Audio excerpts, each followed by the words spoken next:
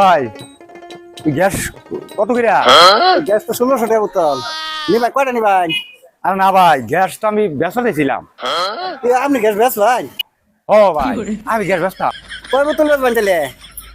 কোন আনতেছি কয় বোতলের কথা কমু মনে করলে যে দেখি এক বোতল বইরা যদি আরো বাড়ে আর বোতল বরুন যা তাহলে মনে বরমু।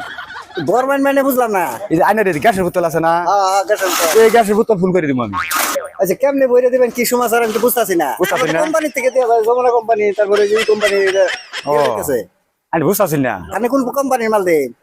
আরে ভাই কোন কোম্পানি টম্পানি না, হ্যাঁ আমি বিষয়টা বুঝতেছি না। আমি তো বুঝাই কই। আচ্ছা বুঝাম না, বুঝলে আমি বুঝাই কই। আচ্ছা বুঝাই কইতেছি।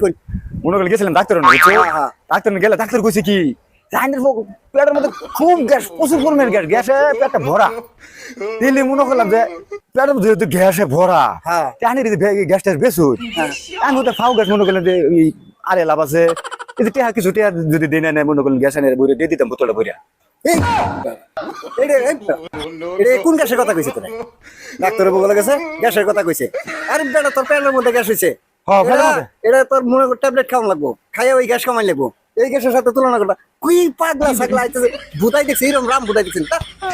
আমি মনে করছিলাম কি জানো, গ্যাস এই যে গ্যাস বোতল ভরার লেগে কইছে, বোতল ভরা লেগে কইছে। হেডা না ও